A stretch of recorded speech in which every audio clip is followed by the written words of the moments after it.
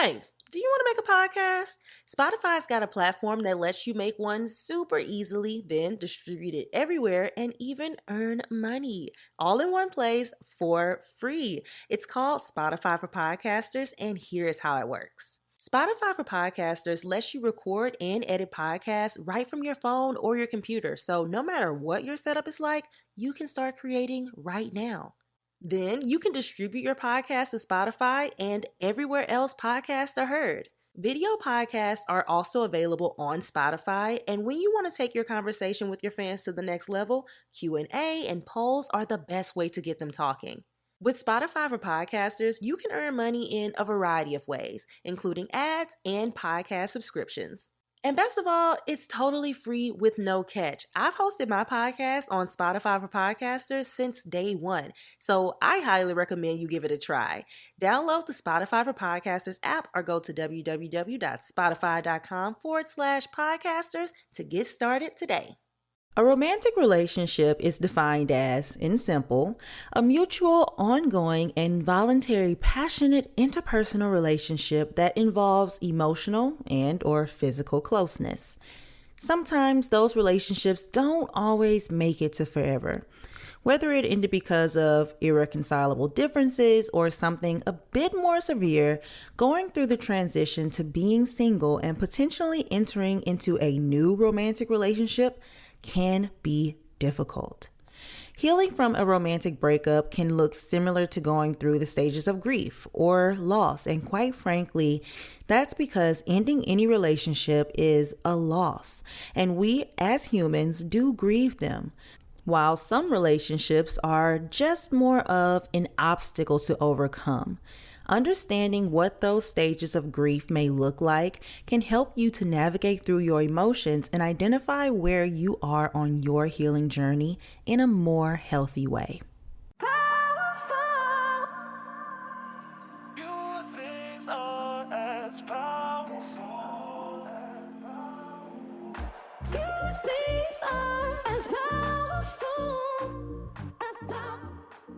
What is going on, beautiful people? You are listening to the Affirmations for Black Girls podcast, where we focus on personal growth and cultivating a healthy relationship with ourselves. I am your host, Tyra, the creative actress, content creator, and mental health enthusiast. And today we are introducing a new series, Healing from Romantic Breakups. Now, I did a few episodes dealing with navigating singleness and healing from romantic breakups, and an overwhelming amount of you DM'd me and sent me messages telling me just how much those episodes helped you. So I decided to park here for a bit because relationships are something we enter and exit every single day. Our very existence depends on the relationships we have with ourselves and with others. So in this series, we will explore identifying and coping with your emotions, reflection, healing, relapse, and acceptance of your romantic breakups. So with that being said, let's jump right into our affirmation of the week. This week's affirmation is, I am completely whole and enough all by myself. Ooh, this kind of reminds me of the Beyonce song, but let's go ahead and drop in, you guys.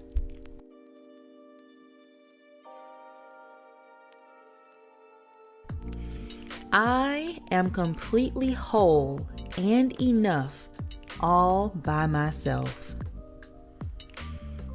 I am completely whole and enough all by myself. I am completely whole and enough all by myself.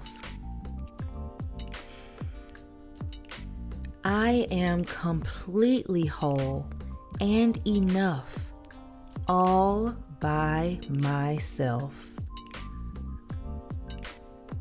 I am completely whole and enough all by myself.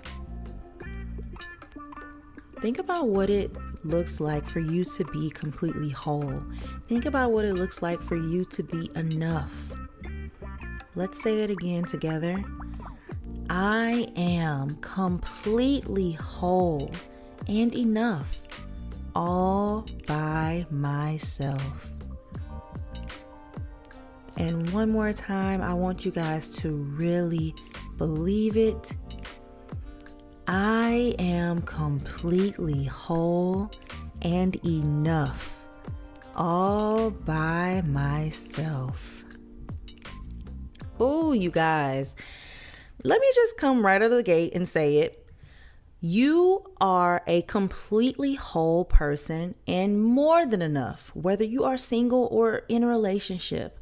Now, I will be the first one to say that this affirmation isn't just something that I believed every day since the beginning of time. I did have to sit with that sentiment and say it and affirm it until I believed it.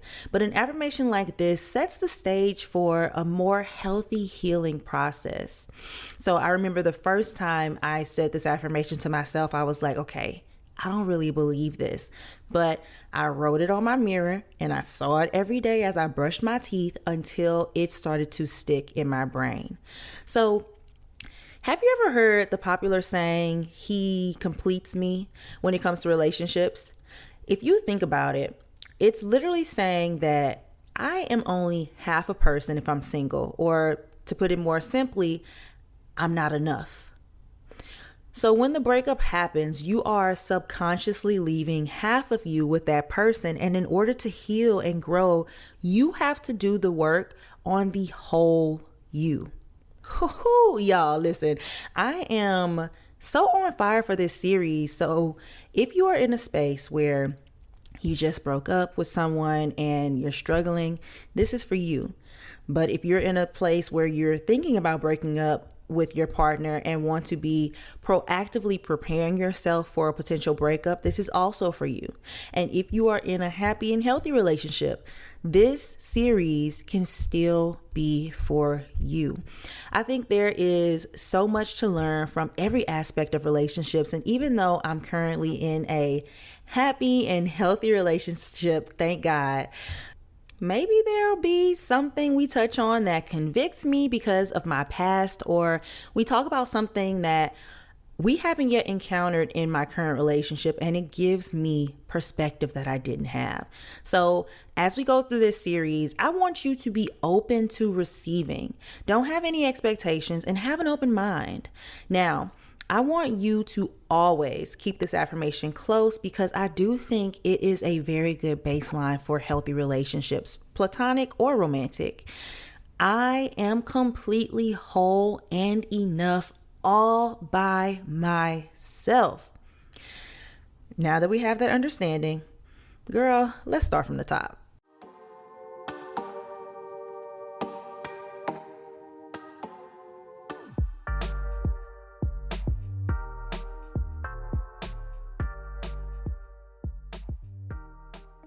For the longest time, I have been a hardcore compartmentalizer.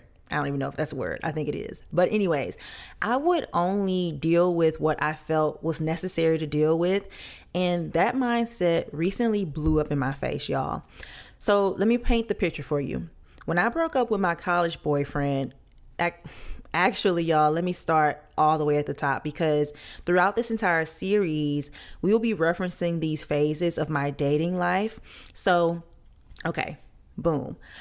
I have a high school boyfriend that I dated from literally the summer of my 8th grade year to the end of my sophomore year of college, which was 2013, 2014. We broke up somewhere around there. Then I have a college boyfriend that I met in 2015, which was my junior year of college, while I was away on the National Student Exchange Program. We dated for 8 months, but I consider him my first love, not my high school boyfriend. Then I met my third boyfriend that I've ever had, who we will refer to in this series as boyfriend number 3. Now, me and boyfriend number 3 met when I was living in New Jersey. This was after I did the National Student Exchange Program. I had graduated from I had graduated from college and I had moved back. So we met in 2016 and we dated until 2020. We moved out here to LA together from New Jersey, and then we broke up during the pandemic. Well, we broke up a bunch of times, but the final straw was during the pandemic. And now I am in a new relationship, and it is nothing like I've ever been in before, you guys. And it's because I have done so much work on making sure that I am a whole person and that I am giving from my overflow. So back to what I was saying at the beginning. When I broke up with my college boyfriend, let me back up a little bit more. Okay, like I said, I have been a hardcore compartmentalizer for the longest time, and I would only deal with what I felt was necessary to deal with, and that mindset recently blew up in my face. So when I broke up with my college boyfriend, I was completely heartbroken, y'all, but I did not want to show it. There were times when the emotions would just become so unbearable, but if I could help it, I wouldn't cry or show how I was feeling in front of others. Now, when I was alone, it was a whole different story.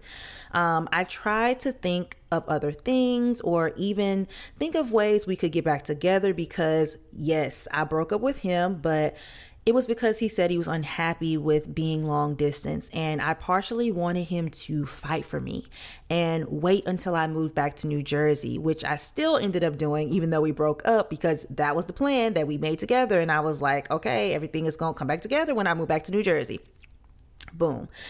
And doing this started a 4-year grief process that was being blocked because I wouldn't allow myself to feel. I wouldn't allow myself to grieve what I had lost, which was that relationship with who I consider my first love. So whatever the reason for you tuning in today, I want you to give yourself permission to feel whatever it is through this series. That can be anger, sadness, hurt, jealousy, fury, nervousness, whatever it is. We are not here to judge our feelings. We are here to give our feelings space to be expressed.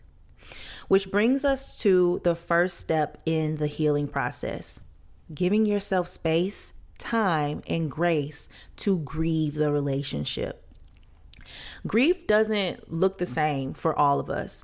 You may be a person that cries to release the pain, or you may be the person that gets really angry, and then there's those individuals that initially just shut down. These are all very valid ways to react and process what you have just endured. For me, I shut down. No contact with friends, family, and I have movies like Lion King and Princess and the Frog on repeat. I blast my Disney show tunes, and I give myself a couple of days to do nothing but cry, and then I pick myself back up again. No matter how hard or physically taxing it is, because I know if I linger in that too long, that darkness too long, the harder it will be to snap out of it.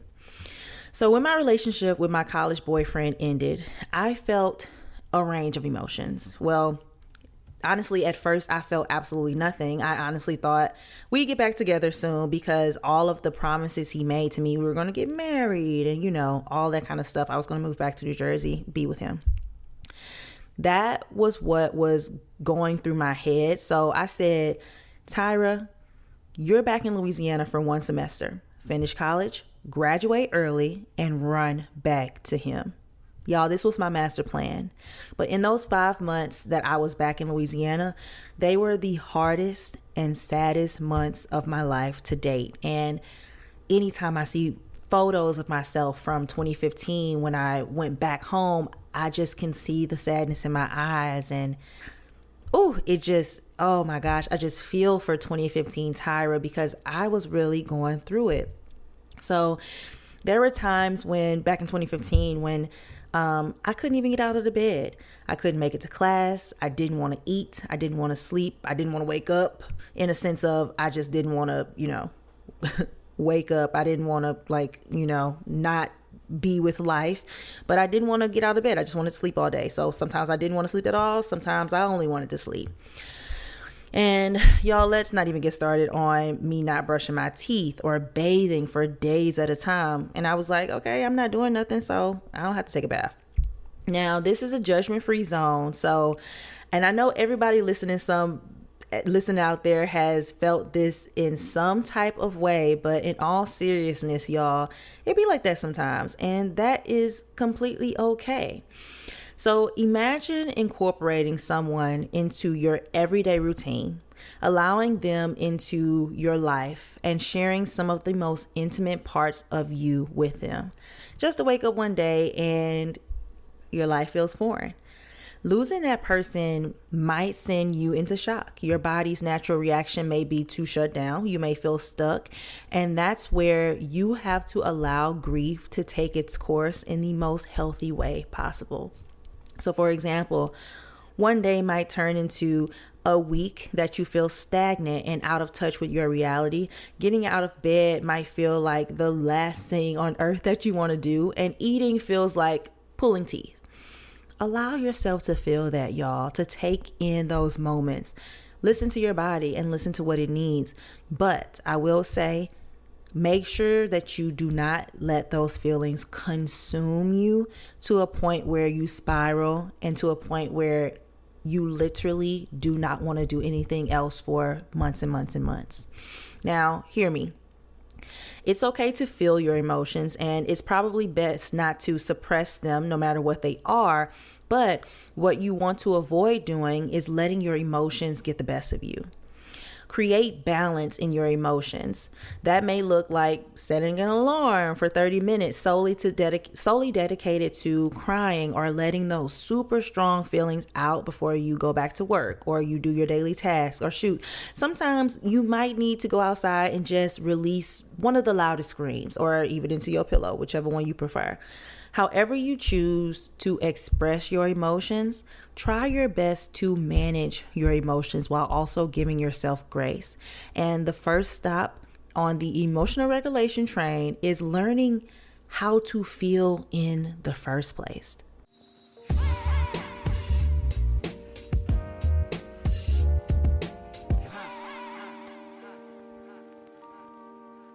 Going through a breakup can make you sound like a broken record.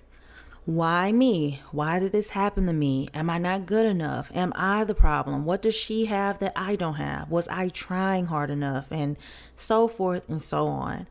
A lot of us tend to beat ourselves up when things end, whether we were broken up with or the one to break it off. You might start to question your entire existence, like literally question why you're here if this continues to happen to you, or if this has happened to you more than once. The questioning then evolves into poor decision making.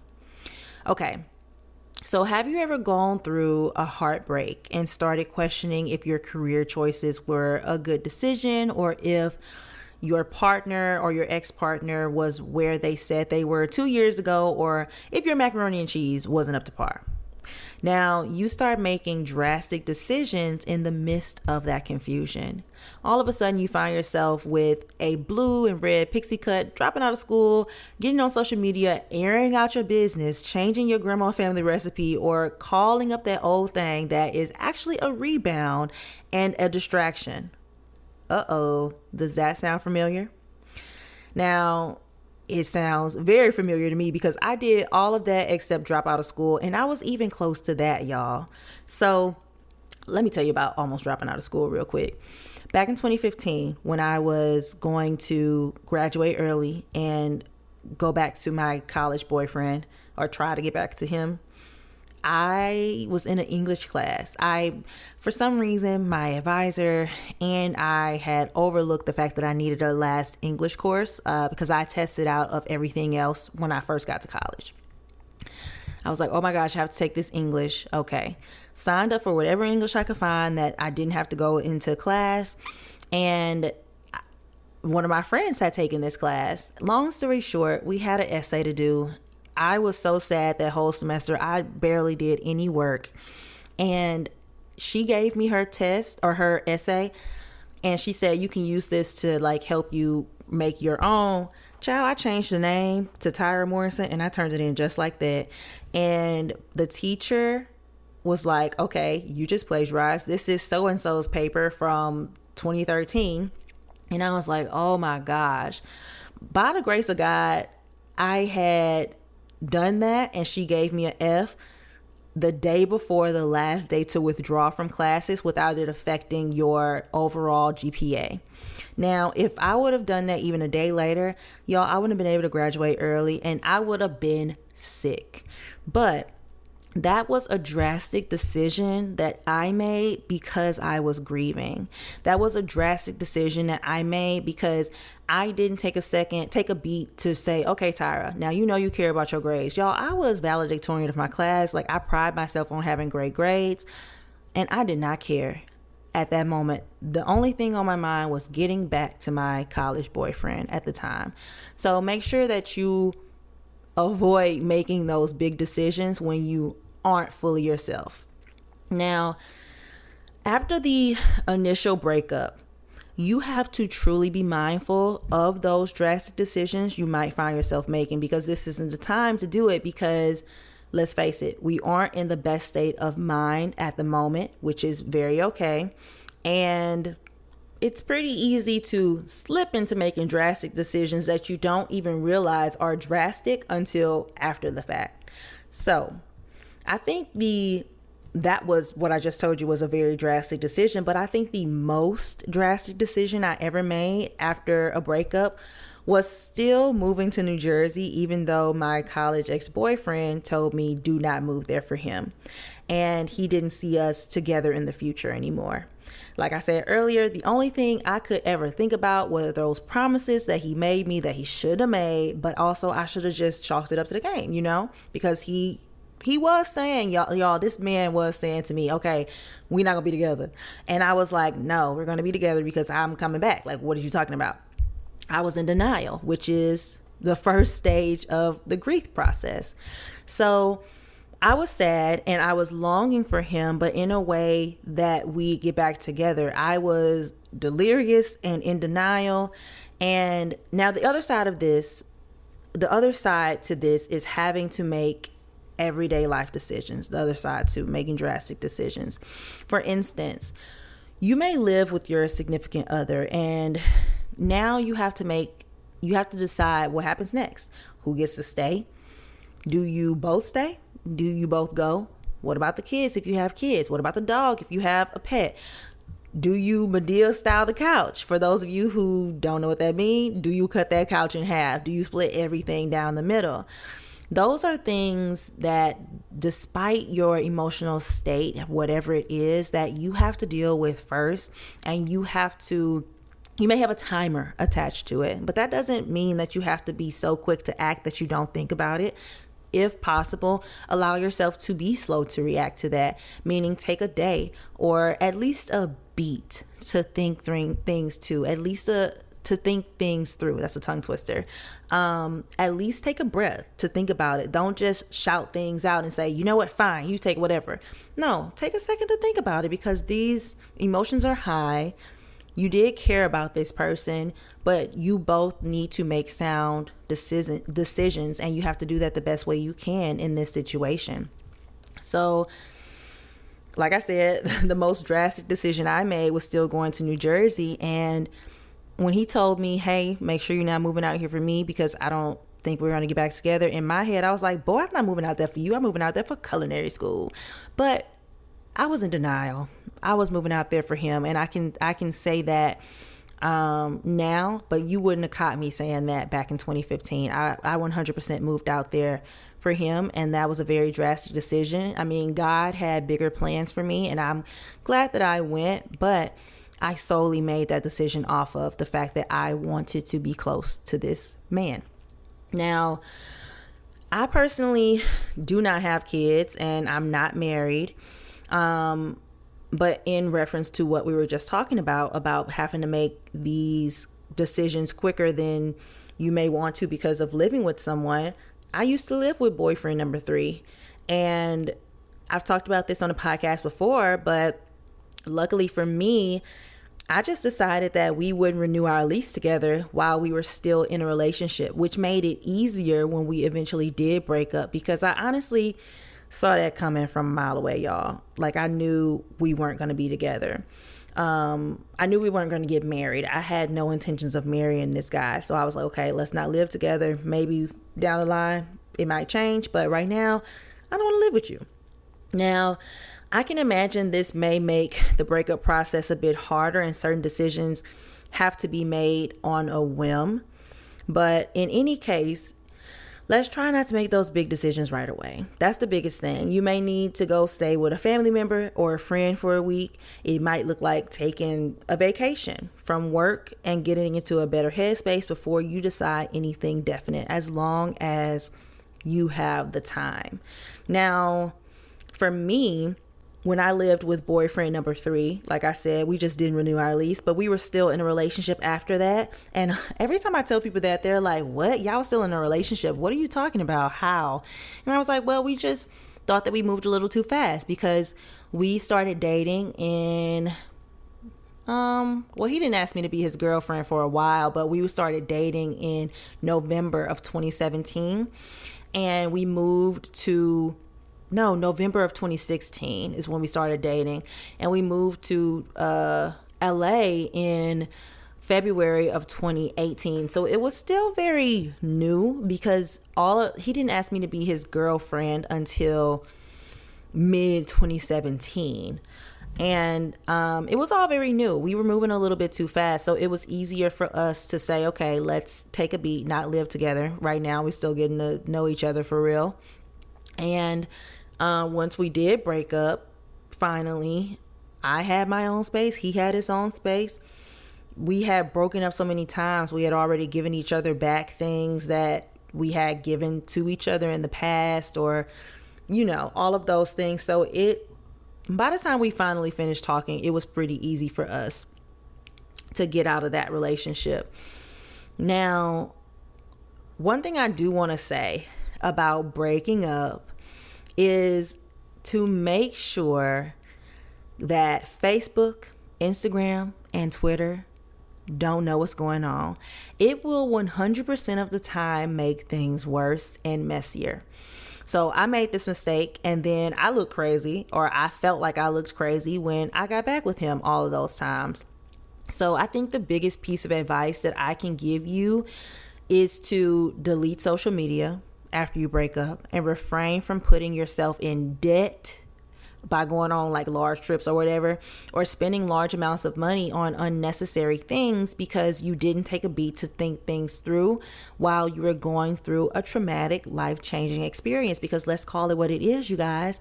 When we go through these types of breakups, even if it's a friend breakup, when we remove someone from our life, it can be traumatic. It's a life-changing event, and we need to treat it as such. Now, making decisions is always hard for me. Like, even when I be at restaurants, I be like, oh my gosh, this is a hard decision to make. But I have made for you guys a checklist that I wish I had in the past to help me when it comes to decision making after something like a breakup. So we're going to go through it really quick, and I'm also going to link it down in the show notes, so you guys can download it or you can write it down. It's down there for you. The first thing you want to do is pause. So before making any big or drastic decisions, take a moment to think about how the decision will impact your life. Is this decision worth making at this moment? Is it necessary, or can it wait? Answer those questions, and then once you answer those questions, you decide how you move forward based on that. The second thing that I would do when it comes to decision making is question my gut. When you're in a state of crisis, your gut feeling might not be the most accurate when it comes to making decisions.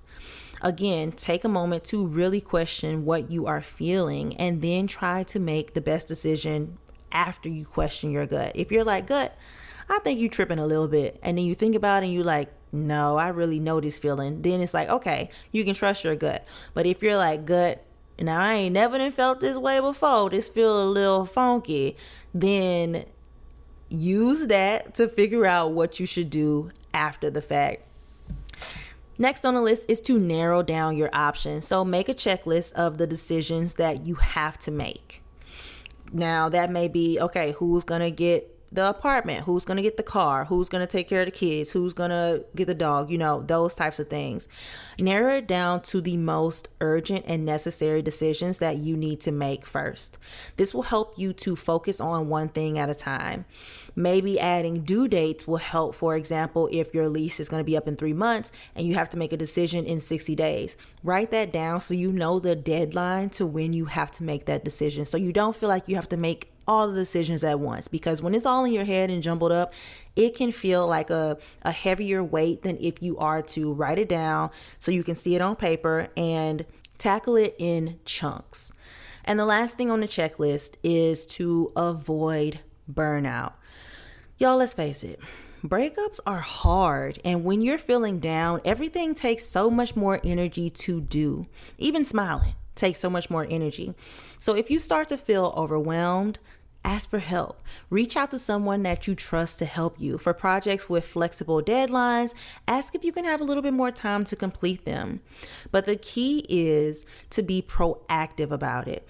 I know when I was experiencing burnout and fatigue after my last breakup, I was also a lot annoyed with myself because I allow everything to collapse on top of me versus being proactive about it and saying, okay, I'm not going to be able to get this done. Can we push it back? Okay, I'm not going to be able to do this. What can we do about it? Hey, I need help with this.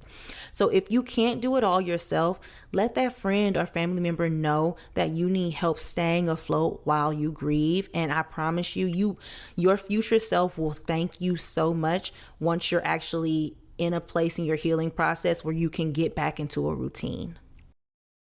This episode is brought to you by Been Verified. Help chip away at the uncertainty that comes with online dating and use BeenVerified.com, a leading platform for online background searches and people search reports. With their powerful search tools and extensive database, you could easily gather information about potential dates, which may help you find peace of mind before taking that next step.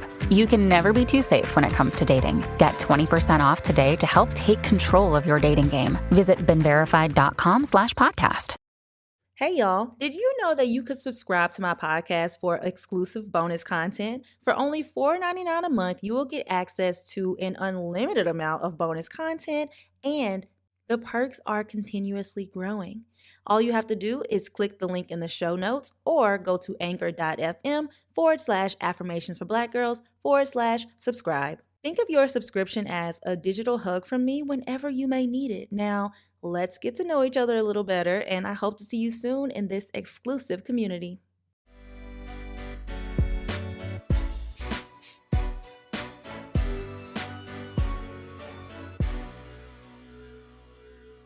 If you're anything like me, you probably made the statement to yourself, I'm done with relationships. I'm just going to be single forever, or I'm not dating again for at least 5 years.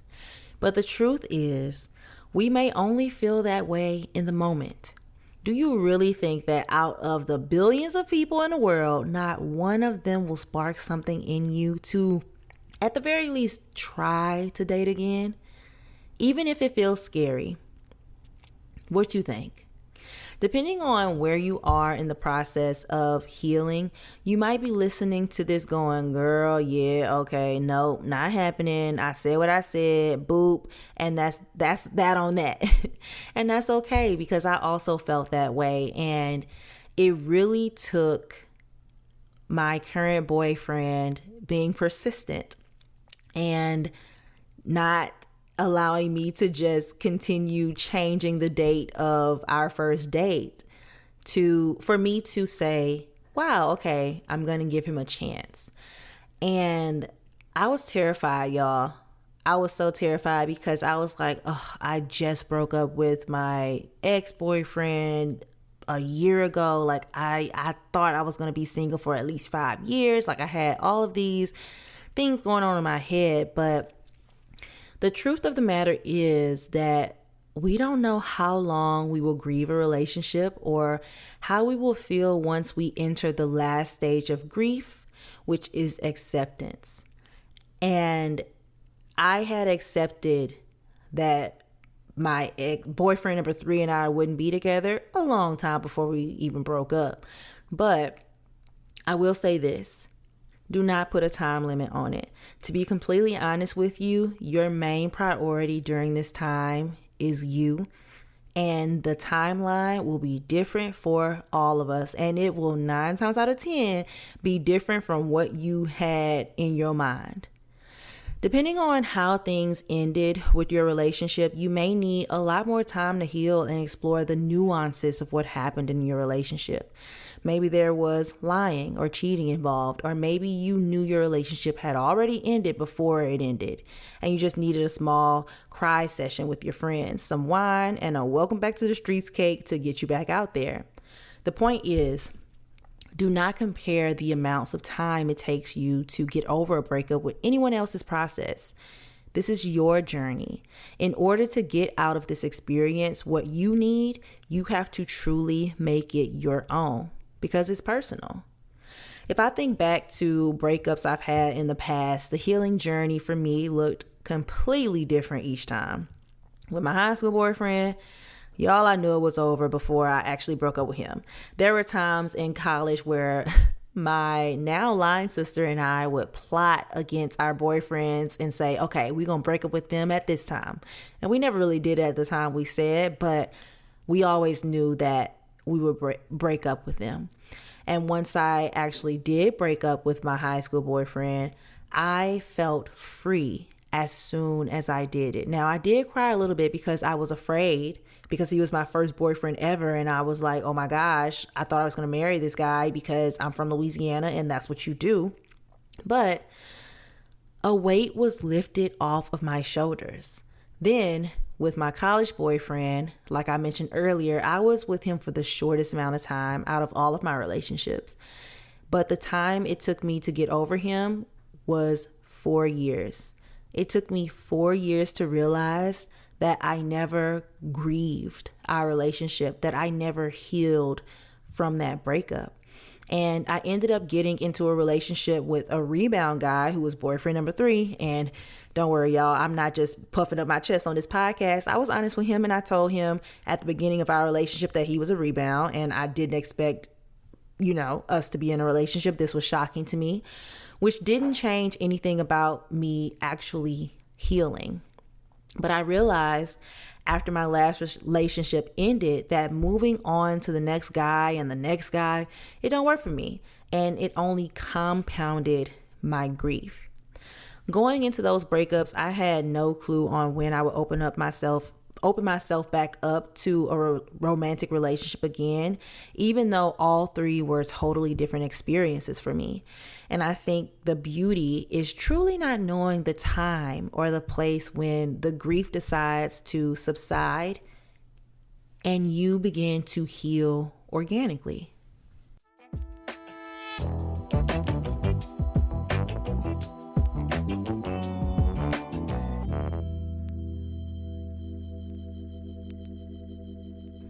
Healing from romantic breakups can be tough, y'all. We are revisiting old wounds, ripping off bandages on cuts so deep that they probably actually needed stitches. And some of us are still in the thick of processing what actually happened and what we experienced. And it may be a little bit tough or even seem undoable to revisit those old wounds. Or if you're in it right now, you may feel an overwhelming amount of emotions. But I want you to be able to go through this process knowing that it's a safe space. So if at any point you need to take a break, I'll be here when you're ready to continue. Now, we will crack a joke every now and then, but overall, we are here to heal. And I like to heal through laughter because for so long, I didn't look at ending a relationship as starting the process of grief and loss. But now that I know that it is the door to the next part of my journey, I am going to lean into it wholeheartedly, and I hope you guys do too.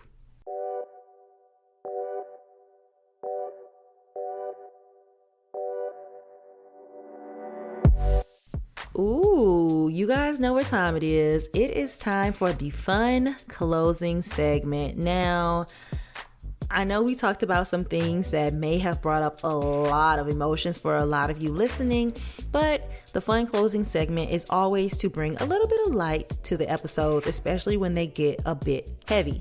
So today's closing segment is my pick-me-up. And this segment is all about things that bring a little bit of joy into your life. So the twist on today's segment, my pick-me-up, will be about taking advantage of the moments in your grief journey where you have a burst of joy. Because a lot of times there are times in the grief process where you do feel an overwhelming amount of joy, or you just want to burst out laughing. So I want to share a moment during my last breakup when I was still grieving where I did something fun that brought me joy, and more so how I didn't allow the idea of having to be sad or being sad stop me from having some fun. So, and I would love to hear some of y'all's pick-me-ups during your breakup. You could DM me, you could send me an email. I just want to hear from y'all a little bit more. You know, I might even read it out loud on a upcoming podcast episode. So reach out to us at affirmationwithblackgirls@gmail.com, or you can send us a DM on Instagram at Affirmations Black Girls. So my pick-me-up. Okay. So when I broke up with boyfriend number 3, it was honestly the very, very last time that we actually broke up was 2020, but we were playing around with the idea of getting back together. We started going to couples therapy and all of that in the second half of 2020. That's when I found out he was seeing someone else, and I just wasn't with it. So I have a pick-me-up, and this was when? Was this 2021? This was 2021. I mean, 2021 was a great year for your girl, y'all. Like, it was a great year. So the specific pick-me-up that I want to talk about is me going to New York. So I went to New York in October of 2021, and I was like, I'm going to start traveling. It's time for me to travel. Like, I would always wait for boyfriend number 3 to go on trips, and it never worked out for us to really go on trips together. So I found myself not going on trips because I didn't want to travel alone. And I was like, okay, well, I want to go with my boyfriend, but it just never worked out. So we went on a couple of trips. I'm not saying we didn't go on any, but you know, overall, I was always in a space where I wanted to go on more trips, but we didn't. So I said, you know what, Tyra, you about to do a world tour of the United States. So I had plans to go to New York and then go to Dallas and then go home for the holidays, all in the last 3 months of the year. And so I took a trip to New York, and it was a short trip, y'all. It was a 48-hour turnaround trip, but I absolutely loved it. I got to see my line sister on Broadway.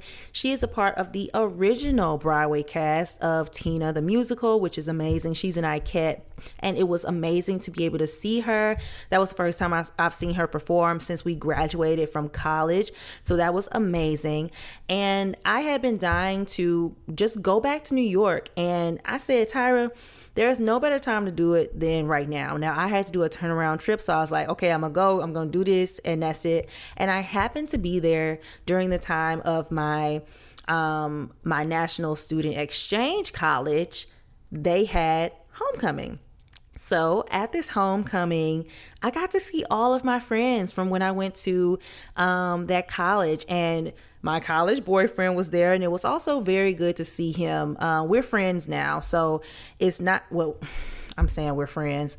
We are cordial, and I'm glad that we have the relationship that we have. So if I see him in person, I'll say, hey, how are you? You know what I mean? It's nothing weird. It's nothing sticky. And I'm just so appreciative that we both grew past all of that stuff. But I saw him and all of my friends, and it was just an amazing experience to be back at college and also not care. I had a few drinks, I was dancing, we partied all night, and then the next morning I got up super early and went to the airport and went home for like a week, and then I went back to Dallas just to go.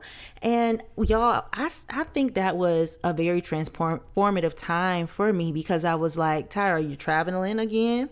You traveling alone? You're not waiting on anybody to travel, and you're having a great time. I had an amazing time in Dallas. I ate a lot of good food. I reconnected with a childhood friend that had moved when we went to like 8th grade, and she moved away, and this was the first time I'd seen her since 8th grade. So we chatted all night, and I also got to see more of my Jersey friends. They ended up coming in to Dallas, so we had drinks, and it was just an amazing time. And it taught me that it is okay to do things by yourself. It is. And I truly enjoyed every moment of it, and I was filled with an overwhelming sense of peace and of joy. I was like, wow, like, it's okay not to be in a relationship. That was one of the first times where I said, wow, I like being single. You know what I mean? Because I didn't have to worry about, oh, what is he doing? I haven't heard from him in 5 hours. I didn't have to worry about any of that. I was just literally doing what Tyra wanted to do. So that was the biggest pick me up for me after my last breakup. Now, thank you guys so much for listening. That is all that I have for you today. Make sure that you join us again next week, and don't forget to subscribe to the podcast. Rate the podcast, please. I love looking at all of the ratings and your reviews. I love reading them. And make sure you follow us on Instagram at Affirmations for Black Girls, and on Twitter at AFBG_podcast. Thank you guys so much for listening. I love and appreciate each and every one of you, and I mean that from the bottom of my heart. And I cannot wait to see you again next week for the second episode of the Healing from Romantic Breakups series.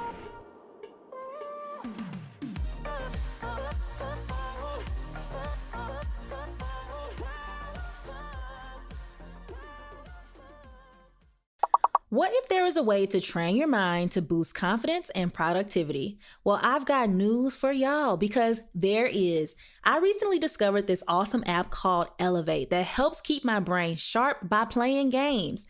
Not them kind of games, y'all. But yes, games can be fun and benefit your mind. I play every morning, and I customize my daily training based on what I want to focus on. We talk about self-care and mental health all the time on this podcast, and one of the best ways to feel your best is to take care of your mind. It's a no-brainer. Pun intended. Use the link in my show notes to claim your 1-week guest pass and try the Elevate app for yourself.